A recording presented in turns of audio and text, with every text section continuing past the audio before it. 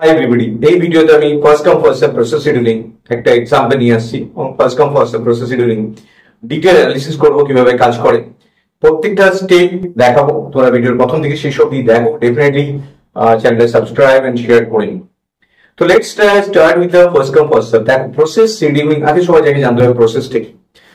Process is nothing but a running program. যখন আমরা একটা প্রোগ্রাম লিখি সেটা প্যাসিভ মোডে থাকে, যখন সেটাকে রান করতে দিই তখন এটা অ্যাক্টিভ মোডে আসে এবং that is known as process. Active মোডে আসে কখন? সেটা র্যামে আসে এবং র্যামে আসে আমি ওটা প্রসেস যেটা সিপিইউ আছে সেটা এক্সিকিউশনের সুযোগ পাই এবং সেখান থেকে রানিং মোডে চলে আসে। তো র্যামে আসলো যে প্রোগ্রামটা সেটা রানিং মোডে থাকলো, that is known as process. Process is a programming execution. Process সবসময় কি হয় না, বেশি লেভেল ল্যাঙ্গুয়েজ হয়। এটা program any kind of language হতে পারে, C plus plus, Java, Python, whatever language হোক, but process is always in running mode. তো যখন একটা প্রসেস আমরা সিস্টেমে আসে বা অনেকগুলো প্রসেস আছে, ডেফিনেটলি একটা তো না, অনেকগুলো প্রসেস আছে, সব কাজ করে। শুনি বা আমরা গেম খেলি বা যে কোনো কাজ যখন আমরা করি তখন সবগুলো প্রসেস ক্রিয়েট হয় র্যামে এক্সিকিউশনের জন্য, ওয়ান বাই ওয়ান আসতে থাকে। সেটা সিপিইউ সেখান থেকে নেয়। এবার যখন প্রসেস প্রথমে ক্রিয়েট হয়, দ্যাট ইজ নিউ। এবার নিউটা যখন ক্রিয়েট হয় তখন সেটা থাকে সিস্টেম মেমোরিতে। সিস্টেম মেমোরিতে থাকে এবং সেখান থেকে অ্যাডমিট হয় সেটা হচ্ছে মেইন মেমোরিতে, যেটাকে আমরা রেডি কিউ বলি। সেই রেডি কিউতে প্রসেস গুলো এক্সিকিউশনের জন্য ওয়েট করে থাকে এবং এখান থেকে অ্যালগোরিদম গুলো ইউজ হয়। যে অ্যালগোরিদম গুলো তোমরা ওয়ান বাই ওয়ান আমি কামিং ভিডিওতে দেখাবো। তো এই ভিডিওতে আমি just first come first serve discuss করছি। তো ফার্স্ট কাম ফার্স্ট সার্ভ একটা প্রসেস শিডিউলিং অ্যালগরিদম যখন রেডি কিউতে জমা হয় তখন সেখান থেকে সিপিইউ সিলেকশন করে এক্সিকিউশনের জন্য রেডি হয়। এখানে এক্সিকিউশন যখন করে তখন এটা কাজটা টার্মিনেট হয়ে বেরিয়ে যেতে পারে, অথবা এখানে ওকে প্রিএম্প্ট হতে পারে বা নন প্রিএম্প্ট হতে পারে। এইভাবে কাজগুলো চলে।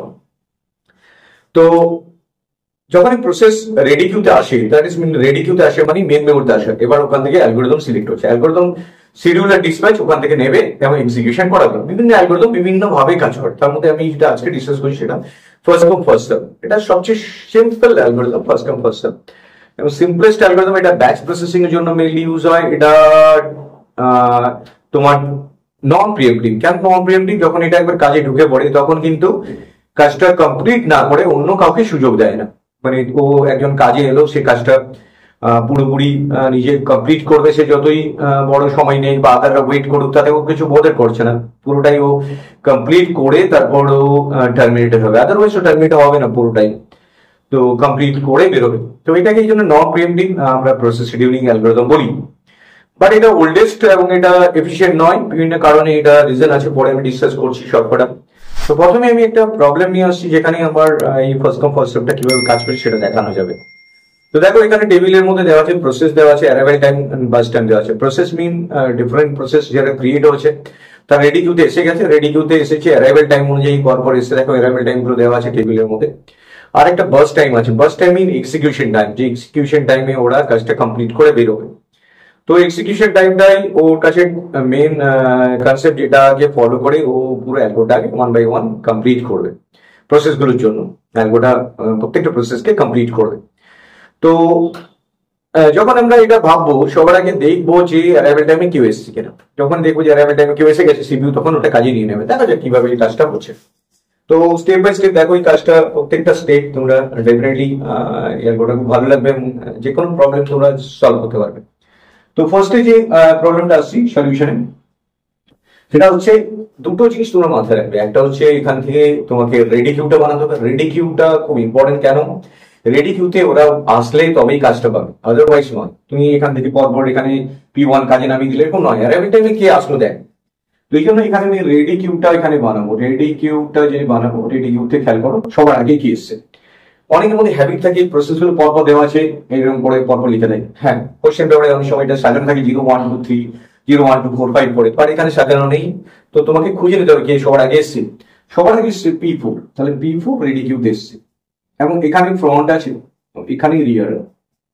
ফ্রন্ট আর রিয়ার দুজনে একই পয়েন্টে কানেক্ট করে, কারণ কিউতে যখন ফার্স্ট এলো দুজনেই ফ্রন্ট আর রিয়ার একই জায়গায় থাকে। এবার যখন কিউতে কেউ এসছে সঙ্গে সঙ্গে সিপিইউ ওটা কাজ করতে নিয়ে নেবে, অ্যালগো অনুযায়ী কাজ করতে নিয়ে নেবে। তো দেখো এখানে অ্যালগো অনুযায়ী এখানে কি করবো, ন্যাট শার্ট ডাকবো। ন্যাট শার্ট হচ্ছে বিখ্যাত হেরি ন্যাট এটা বানিয়েছিল। প্রজেক্ট ম্যানেজমেন্টের জন্য এটা খুবই কাজে লাগবে, প্রসেসগুলো কিভাবে টাইমের সাথে সাথে কাজ করছে সেটা বোঝার জন্য নেট চার্টটা খুবই কাজে। তো এই নেট চার্টটা তোমাকে দেখাতে হবে টাইমের সাথে সাথে কাজটা কিভাবে হচ্ছে। তো সবার আগে দেখো P4 এসছে, তাই P4 কে কাজে নিয়ে নিলাম। এখন এটা সিস্টেমটা জিরো থেকে স্টার্ট হচ্ছে, এমন সময় হতে পারে জিরো থেকে হয়নি, এমন অঙ্ক অনেক দিতে পারে যেটা জিরো থেকে স্টার্ট হয়নি। খেয়াল রাখবে সিস্টেম কিন্তু জিরো থেকে স্টার্ট হবে। যদি এটা অ্যারাইভাল টাইম তো 2 থাকতো, বাকিগুলো 3 4 5 থাকতো, তাহলে 0 থেকে 2 অব্দি ওটা ব্ল্যাঙ্ক থাকতো। খেয়াল করবে এটা। তো কখনোই যে অ্যালগোটা করবে যখন, তখন এটা খেয়াল রাখবে যে জিরো আছে বা অন্য অন্য অ্যারাইভাল টাইম আছে। যদি অন্য অ্যারাইভাল টাইমে জিরো থেকে ওটা এই জায়গায় কেউ কাজ করবে না, এটা ব্ল্যাঙ্ক থাকবে। তো এটাকে স্ল্যাক টাইমের মধ্যে ওটা আইডল থাকবে সিপিইউটা। তো এই সময় জিরো থেকে যেহেতু স্টার্ট হচ্ছে, P4টা 3 বার্স্ট টাইম ও 3 বার্স্ট টাইমের মধ্যে P4টা কাজ করবে। এবার খেয়াল করে দেখো, 3 মধ্যে কিন্তু যখন 3 P4 কাজ করছিল তখন কারা কারা কিউতে এসে গেল দেখো। P4 ছিল এই ফ্রন্ট আর রিয়ারের মধ্যে এখানে, তার সাথে এলো কে ওই 3 মধ্যে দেখো P3 এসে গেছে, P3 এসে গেছে, তারপর এসে P1। তাহলে P4 P3 P1, এটা ফ্রন্ট এটা রিয়ার। তো দুজনেই এইখানে এসে গেল, কারণ P4 যখন কাজ করছিল তখন দেখো 1 এসে গেছে P3, তারপর অ্যারাইভাল 2 তে P1 এসে গেছে। অ্যারাইভাল টাইমটা এখানে দেখে দেখে ঢুকে পড়বে। এবার যখন P4 কাজ করে বেরিয়ে যাবে তখন কিন্তু ফ্রন্টে P3 চলে এলো, এটা ডিলিট হয়ে গেল, ফ্রন্টে ডিলিট হয়, রিয়ারে ইনসার্ট হয়, এবং P1 যেরকম ছিল এখানে সেরকমই রয়ে গেল। তাহলে এটা ফ্রন্ট এটা রিয়ার চলে থাকলো। তো P4 এখানে মেনলি এখানে ডিলিট হয়ে গেল, মানে P4 টার্মিনেটেড হয়ে গেল। P4 এর কাজটা টার্মিনেট হয়ে গেল, অ্যাকচুয়ালি ডিলিট না, টার্মিনেটেড হলো, কারণ প্রসেসটা এক্সিকিউশন কমপ্লিট হলো, টার্মিনেট হয়ে যাবে। তো এখন এর মধ্যে কিউতে আছে P3, তো ডেফিনেটলি P3 কে কাজে নেব। P3 কতটা সময় ধরে কাজ করবে? 8। এটার কাজ অলরেডি হয়ে গেছে, এটা 0। এবার আসছে P3 একটু বেশি সময় নেবে, এটা 3 এর মতো করে যদি এইটুকু 3 ভাবো, তাহলে বাকিটা একটু বেশি দেখানোর জন্য, যেরকম 8 আছে অনেকটা সময় দেখানোর জন্য, এটা একটু বড় করে রাখবে। তো এটা P3 কাজ করবে কত কেন অব্দি? 8 অব্দি। তাহলে 3 আর 8 11 হয়ে গেল। এবার দেখো P3 যখন কাজ করছে, খেয়াল করে দেখো P3 যখন কাজ করছে সেই সময় কিন্তু বাকিরা এসে গেছে কিনা দেখো, বাকিরা সবাই এসে গেছে।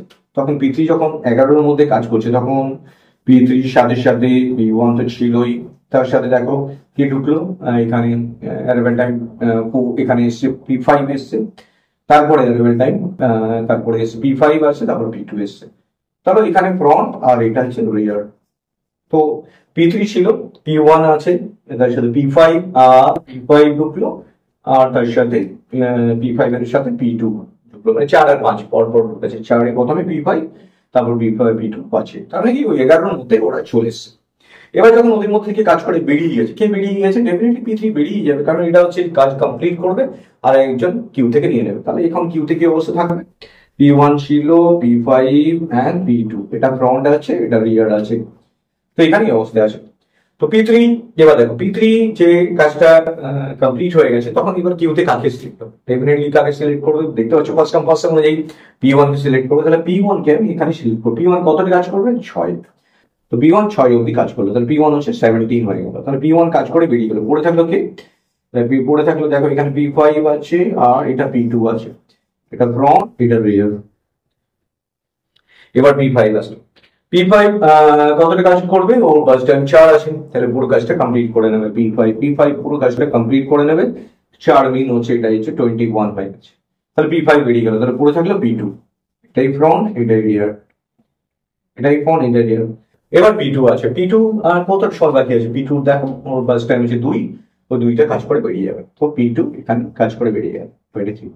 এবার দেখো এই যে কমপ্লিট হয়ে গেল অ্যান্সারটা, এখানে কিন্তু একটা জিনিস খেয়াল করার আছে যে আমার টোটাল যে টাইমটা 23 হয়েছে, ওই 23 টাইমটা কি আমার কারেক্ট আমি করেছি, বা অ্যান্সারটা আমি কারেক্ট করেছি কি করে বুঝবো? দেখো যদি আমি প্রত্যেকটা বাস টাইম সাম করে নিই, 6 + 2 8, 8 + 8 16, 16 + 3 19, 19 + 4 23। তা যদি প্রত্যেকটা সাম করে নাও তাহলে 23 আসছে। আর আমার এখানে যে ছবিটা এসছে সেখানেও দেখো, এখানে দেখো 23 এসছে। তার মানে কি আমার কারেক্ট হয়েছে প্রবলেমটা। অ্যাকচুয়ালি যেটা আমি করতে চেয়েছি টেবিলের মধ্যে থেকে ছবিটা ক্যালকুলেট করে যেটা হয়েছে 23 এসছে, আমার বাস টাইম সাম করলে 23 এসছে, তো কারেক্ট হয়েছে পুরোটা। তো এটা যদি কোনোভাবে এটা 23 না আসতো বা অন্য কোনো জায়গায় থেমে যেত, তাহলে বুঝতে যে কোথাও একটা মিস্টেক হয়েছে। এটা কিন্তু তোমাদের বোঝার সহজ উপায়, কারণ প্রত্যেকটা প্রসেস কাজ করতে এসে বাস টাইম কাজ হয়ে গেলে বেরিয়ে যাবে, দ্যাট ইজ দ্য ইস্যু।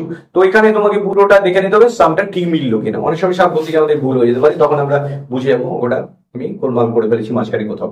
তাহলে এটা তাহলে ফার্স্ট স্টেপ, যেখানে আমি পুরো নেট চার্টটাকে নিয়েছি, কিউটা বানিয়েছি। কিউটা দেখো তোমরা সাইড করে বানাতে পারো। নেট চার্টটাই সবচেয়ে বেশি ইম্পর্টেন্ট, কারণ নেট চার্টটাই তোমাদের ক্যালকুলেশনের জন্য পুরোটাই দায়ী হবে, পুরো বাকি যে ক্যালকুলেশন করবে।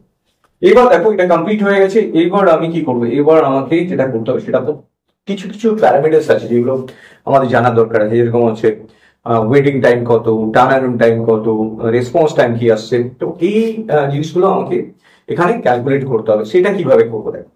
তো টেবিলটাকে আরেকবার আমি কপি করে নেবো। প্রসেস,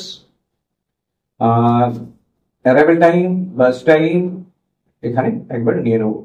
তো process P1, P2, P3, P4, P5, arrival time 25104, bus time 62834। এটা খেয়াল করবে যে যখন টেবিলটা এবং চার্টটা রেডি করবে তখন কিন্তু অ্যারাইভেল টাইমটা আগে রাখবে, পরে বাস টাইম রাখবে, কারণ অনেক সময় ক্যালকুলেশন আমাদের অসুবিধা হতে পারে যে অ্যারাইভেল টাইম পরে থাকে। যাই হোক, তোমাদের সুবিধার জন্য জাস্ট ক্যালকুলেট করতে সুবিধা হবে।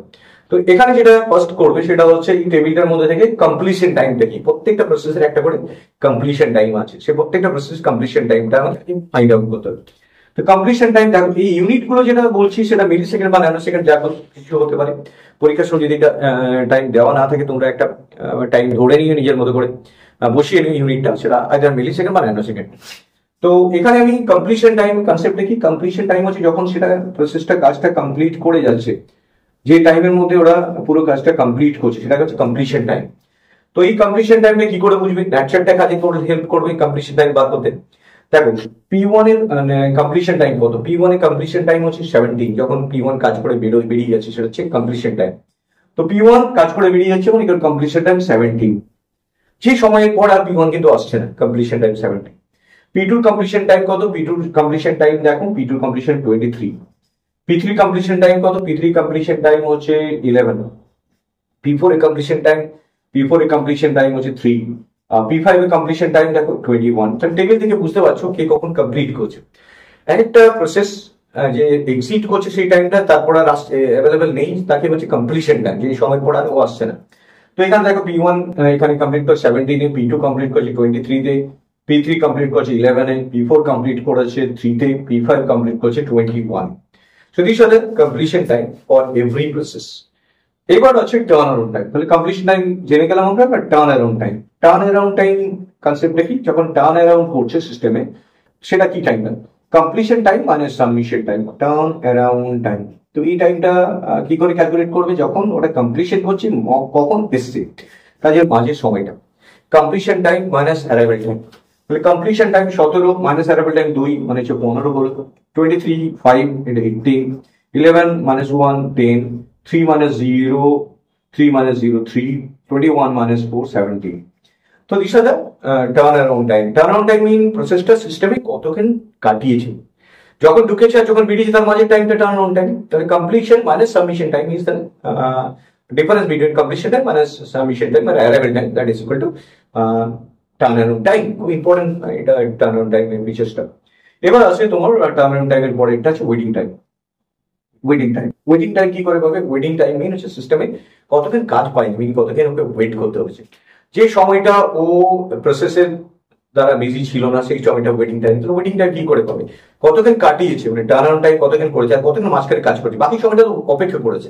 তাহলে কি waiting time equal to WT equal to waiting time equal to কতক্ষণ টার্ন অ্যারাউন্ড টাইম করেছে মাইনাস ও কতক্ষণ এখান থেকে কাজ করেছে, বাকি সময়টা ডেফিনেটলি ওয়েট করেছে, বাকি সময়টা ওয়েট করেছে।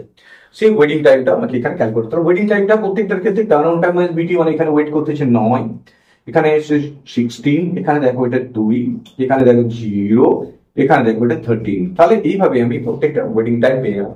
ওয়েটিং টাইম মিন ও কতদিন কাজ পাইনি, তার মানে কি টার্ন অ্যারাউন্ড টাইম মানে BT, দ্যাট ইজ এটা প্রত্যেকটা পেয়ে গেলাম। এখানে আমরা যে টাইমটা গ্যাপ হলো সেটা that is known as waiting time. Now finally হচ্ছে যেটা হচ্ছে পাবো রেসপন্স টাইম, থার্ড পি হচ্ছে রেসপন্স টাইম। রেসপন্স টাইমটা কি করে পাবো, রেসপন্স টাইমের ফর্মুলা হচ্ছে fast response minus arrival time. Fast response minus arrival time, এটা মানে কি, ফাস্ট রেসপন্স মানে কি, দেখো যে প্রসেসগুলো একবারই কাজ করছে তারপরে আর এক্সিস্টেন্স নেই সেটাই হচ্ছে ফাস্ট রেসপন্স। যদি একটা প্রসেস প্রিএমটিভ হয়, সে একবার কাজ করলো পরে আরেকবার আসলো, একবার প্রিএমট করে দেওয়ার পরে আবার এসছে, সেটা হচ্ছে সেকেন্ড রেসপন্স থার্ড রেসপন্স থাকবে এইভাবে বারবার। কিন্তু এখানে যেহেতু এটা নন প্রিএমটিভ, অলরেডি এটা নন প্রিএমটিভ, তো এটা এখানে একটাই ফার্স্ট রেসপন্স থাকবে, তার জন্য এটার ওয়েটিং টাইম যাই হবে রেসপন্স টাইম তাই হবে। তোমরা যদি ক্যালকুলেট না করো দেখো সেম সেম হবে, তো আমি দেখাচ্ছি ক্যালকুলেট করে। তো এটা রেসপন্স টাইমটা দেখবে কি করে হবে, আর টিটা ক্যালকুলেট করছি কারণটা।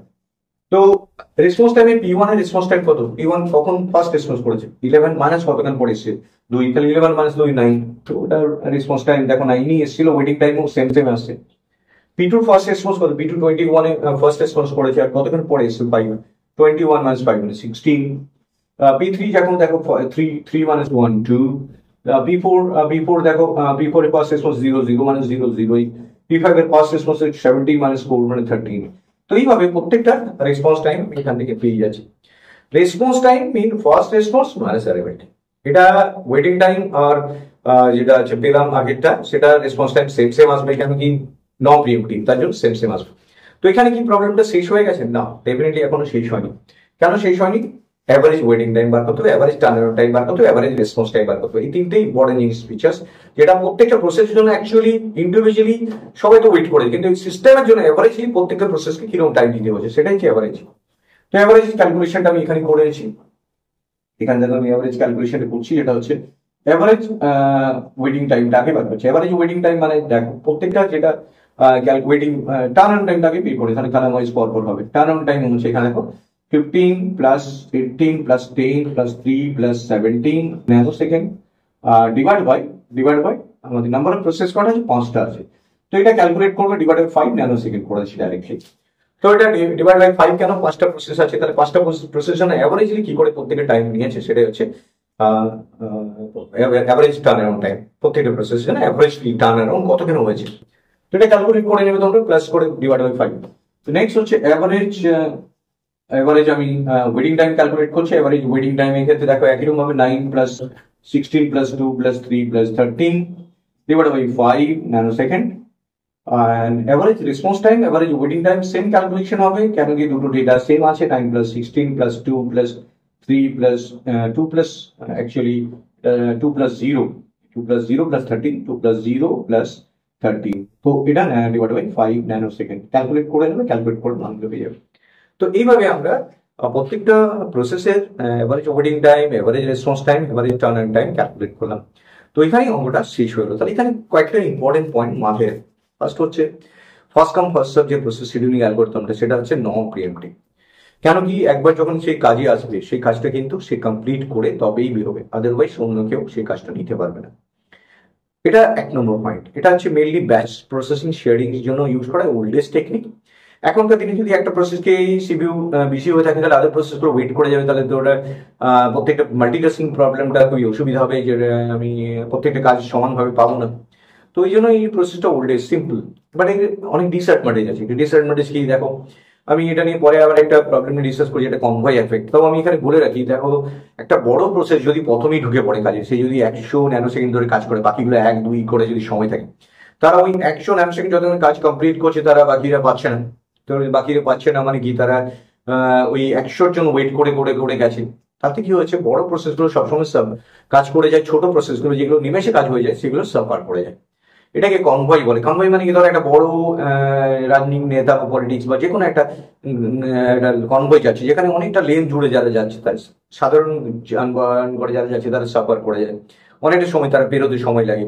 তো যতক্ষণ অব্দি তারা রাস্তাটা ক্লিয়ার করছে ততক্ষণ অব্দি বাকিরা যেতে পারছে না, বড় গাড়িগুলো যেন ছোট গাড়িগুলো প্রবলেমে পড়ে। তো এফিসিয়েন্সি, সিস্টেমের এফিসিয়েন্সি অনেক সময় কমে যায়।